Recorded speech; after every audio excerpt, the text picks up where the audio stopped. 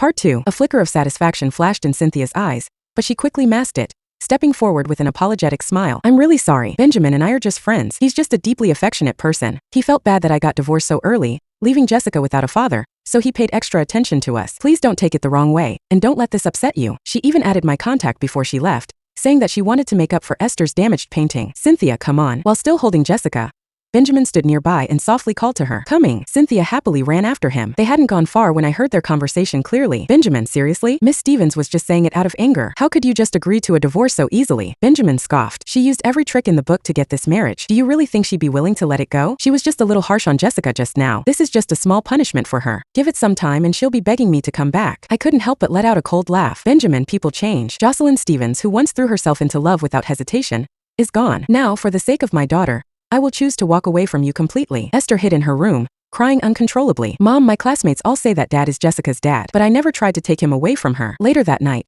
she fell asleep clutching a photo of Benjamin while I lay wide awake. I picked up my phone and saw that Cynthia had just updated her social media. Jessica finally has the fatherly love she was missing. No one can take away what's meant to be ours. Attached was a photo of the three of them embracing and smiling at the camera, looking for all the world like a happy family. I tapped the like button absent-mindedly. Just then, a message popped up on my screen. It was a video from Cynthia. I clicked on it and there was Benjamin's handsome face. The footage was from right after he had returned to the country. Someone asked him, Ben, what do you think is the happiest moment in life? He responded nonchalantly, probably last week overseas, when I coaxed Jessica to sleep, then pulled Cynthia into the bathroom. His voice carried a hint of tenderness mixed with the teasing laughter of those around him. I felt my whole body turn ice cold. I suddenly remembered another post Cynthia had shared before. Ever since we had a child, we haven't had any alone time. We can only sneak around and do this and that after Jessica falls asleep. I sat there, lost in thought, when another message from Cynthia arrived. Oops, my bad. I accidentally sent that to you. By the time I realized I couldn't unsend it. But honestly, you should know where Benjamin's heart truly lies, right? Back then, you forced him into marriage using dirty tricks and became Benjamin's wife. During these 3 years abroad,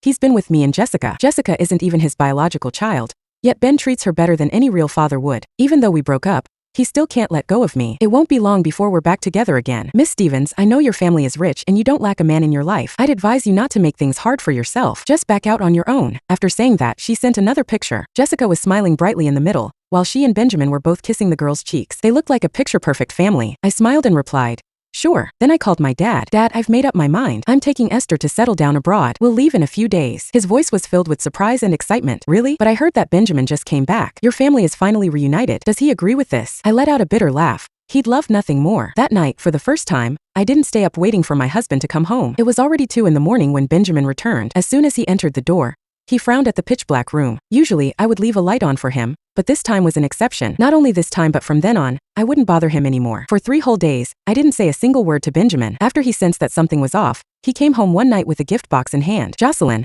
this is for you. There was a trace of guilt in his expression. The other day, Jessica was being insensitive. I want to apologize on her behalf to both you and Esther. As he spoke, he opened the box. Inside lay an outdated necklace. He took it out and reached over. Let me help you put it on. I subtly avoided his hand. No need. I had seen that necklace on Cynthia's social media. It was the same one she had once complained about for being outdated and old-fashioned, even joking that she wouldn't even bother to pick it up if it were thrown away. I walked past Benjamin with an expressionless face, carrying Esther, who was dressed and ready to go. Then I drove out the door. Out of the corner of my eye, I saw him freeze for a moment, his gaze lingering on me for a long time. Oh, you seem different today. Where are you headed? Let me drive you. Benjamin sounded unusually attentive. I caught a glimpse of myself in the rearview mirror, my tailored casual suit a stark contrast to the demure dresses I used to wear around him. In the 3 years he was gone, I started my own company, handled business negotiations and even learned to fix my own plumbing. I never needed him to survive. As for driving, oh, don't bother me. I'm probably better at it than you now. Besides, I had a more important reason for going out today. I was taking Esther to cancel our household registration. 3 hours later, we walked out of the government office,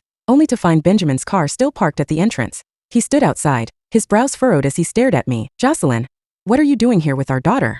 He had followed us, watched me carry Esther inside and then waited 3 whole hours. For some reason, an uneasy feeling clawed at his chest. I smiled. Nothing much. Our documents expired so we came to renew them. Aren't you busy today? I heard Cynthia is job hunting. She probably needs you. Benjamin's eyes darkened, scrutinizing me. After a long silence, he let out a cold laugh. Jocelyn, you're something else. This is the first time I've seen a wife pushing her own husband away. Since you insist, I'll do as you wish. He slammed the car door shut and his car sped off, leaving me standing there in stunned silence. I couldn't understand it. I was giving him exactly what he wanted, freedom to be with Cynthia. So why was he angry? It wasn't until his assistant called me that I finally found out. Madam, Mr. Jameson cleared his entire schedule today, just to spend time with you and Esther. Why did you upset him like that? Now look what's happened.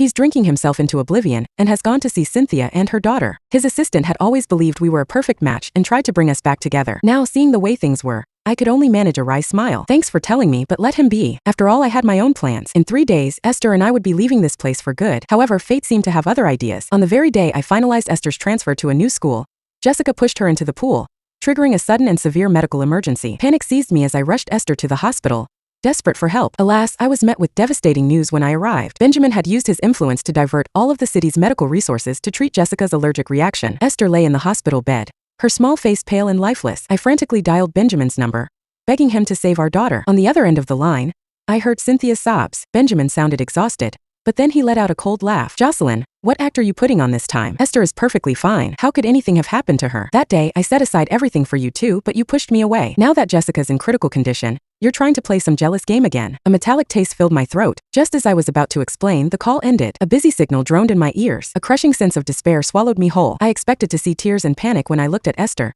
but instead, she gave me a serene, wise for her age expression. She mustered a tiny, courageous smile despite her poor breathing and oxygen mask attachment. Mommy, Daddy really doesn't want me anymore, does he? Her trembling hand reached out and she gently wiped away the tears streaming down my face. Don't cry, Mommy. If Daddy doesn't want me, then I don't want him either. In the end, I had to call my father, begging him to use his connections to find a doctor who would save my daughter's life. He managed to pull some strings, but a top specialist from a neighboring city was rushed in. During the days that followed, Benjamin never once appeared at the hospital. Yet, on the news, he was being praised for mobilizing all of the city's medical resources to save a life. My heart was as cold as ice as I gazed at his concerned face on the screen. Ben, since you love them so much, my daughter and I will help you. On the day Esther was finally discharged from the hospital, I finalized the cancellation of our household registration. Then I deleted Benjamin's contact information from my phone, snapped the SIM card in half, and completely left the city with Esther.